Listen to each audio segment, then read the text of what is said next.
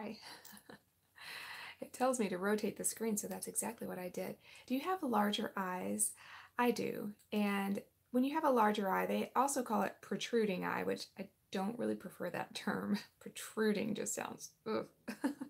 But when you have a larger eye, you can see the lid above and below, which is a little bit more prominent. We'll call it a prominent eye. Versus if you have an eye that's more hooded, where you can't really see the lid when you open your eyes, which looks kind of more like this.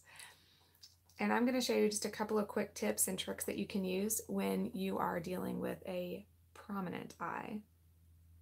So I am putting on a very light, this has a tiny tint of pink in it actually. So that's how you're going to start with highlighting your eye. It's always nice to highlight and contour your entire face if you do have the time to do that, because it just adds an extra dimension. I am dealing with a red eye today, as you can tell, and that is primarily because I slept in my contacts. Anybody else do that? Sleep in your contacts when you know you shouldn't? I know I do. I take the longest on my eye of all of the parts of my face that I put makeup on. The eye is the part that I spend the most time on. And I think that's just because there's so many aspects and dimensions to it, and also because that's the area I like to enhance the most. I'm going to just tap that in.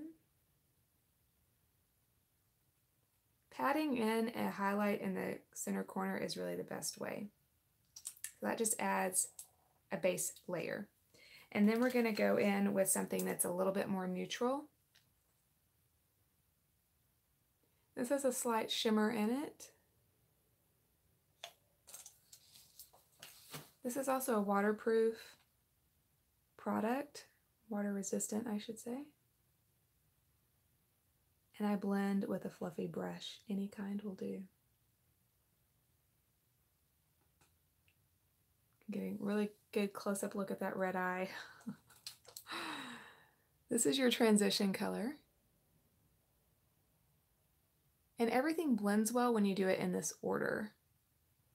A lighter color on the bottom, a transition color in the middle, and then a darker color in your crease. You'll see this in pretty much anybody's video that's out there doing these kind of videos on YouTube. And believe me, I've seen quite a few.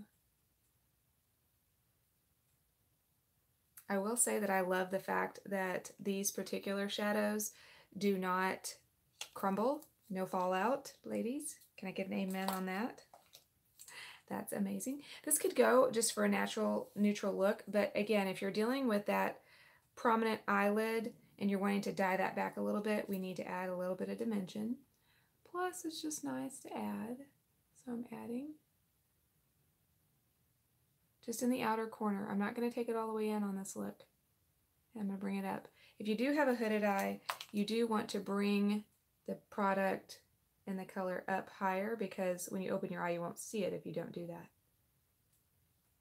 And then I'm just kind of tapping. I'm using some circular motions, some dotting motions, and I'm trying to mostly, you see I'm mostly staying on this outer corner. I'm not really moving inward too much. I'm keeping it right on the outside. That creates dimension. And it just looks cool. It looks professional when you do that.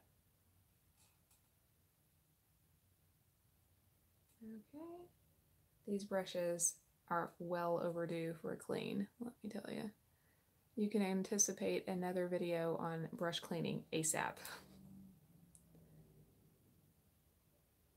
So one of the things that's really cool about Breed Love and Beauty, and if you haven't met me before, I am Carrie Breedlove. I am a counselor in the North Texas area in the mental health field for 17 years. And I have recently come upon this amazing makeup, and I just thought, you know what? This is a perfect fit for my counseling business, because I don't sell my products to my counseling clients, as a matter of fact. There's ethical reasons there. But what I do is, those who are interested in the products that I use the profits of those products and those purchases and sales to go towards a counseling scholarship for a woman in need.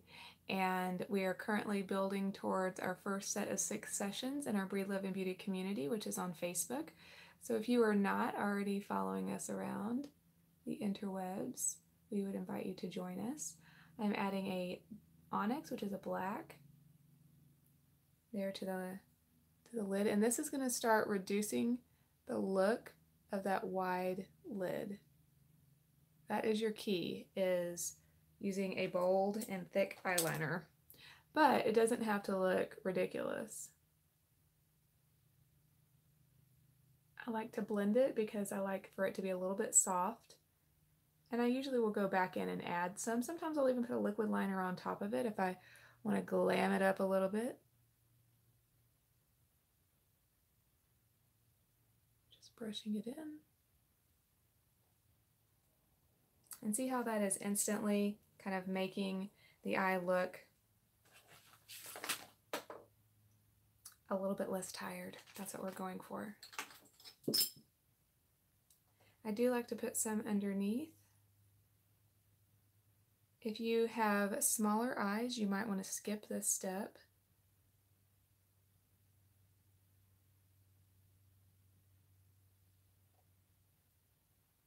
And I could even add more. You can still see quite a bit of this lid. I'm not trying to eliminate the entire lid. I'm just trying to reduce the prominence of the lid, if you can understand that. So I'll add a little bit more just to show you. I'll add it a little bit more on this side just to show you the difference.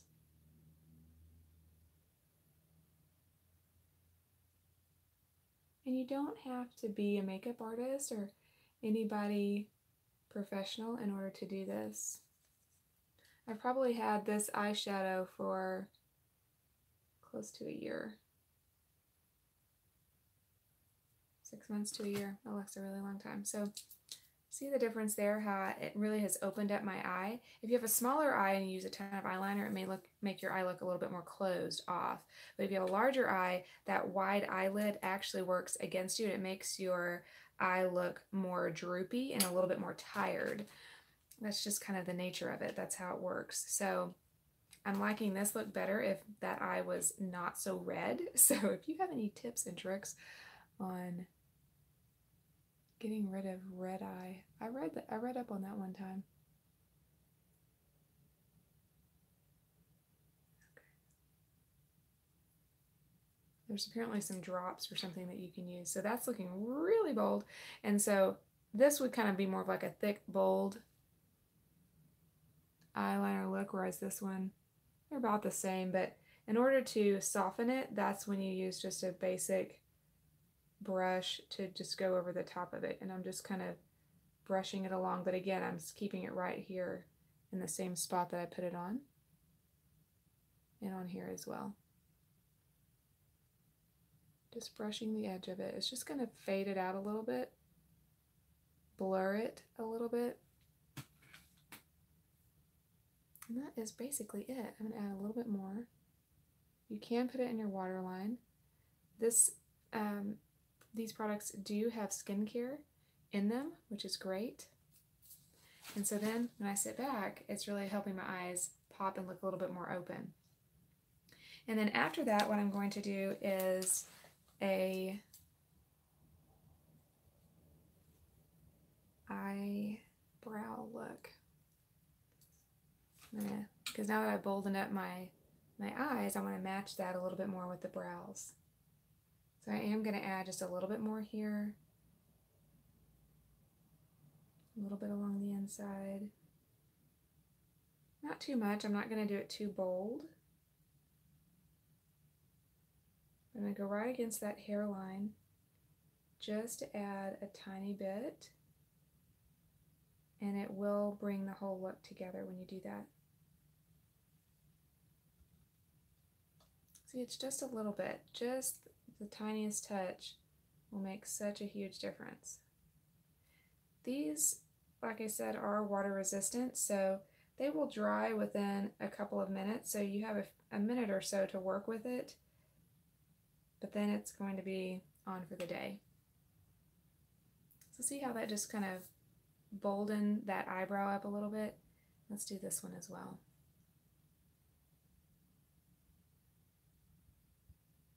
This is taking me about 10 minutes,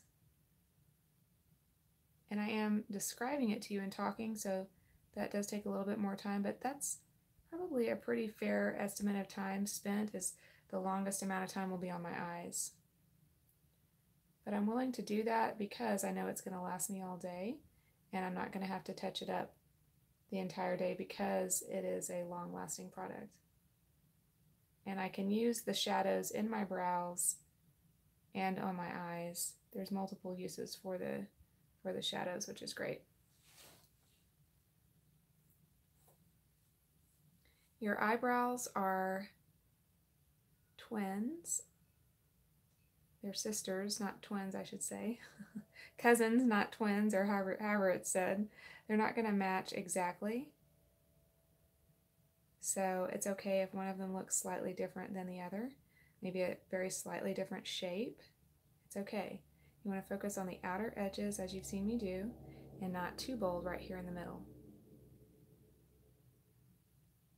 So that way it's a little bit more natural looking. So there's a little bit of a fade happening there. Okay, so I've got my brows going, and I might brush through them just a little bit with an eyebrow type of brush, which you can do. And in fact, I do recommend that if you feel like you went a little bit too bold on your brows and you want to reduce them down just a little bit, you can use one of those eyebrow brush combs, which has escaped me at present. But I will go ahead and put on my mascara after this, and then that will complete my eye look, and I'll be ready for my blush and contour and lips and all the rest. So hope you have enjoyed this. If it's been helpful to you, feel free to share, like, and subscribe, and I look forward to seeing you on the next video. And be sure to breathe love and beauty out there into the world in the same way that you have received it.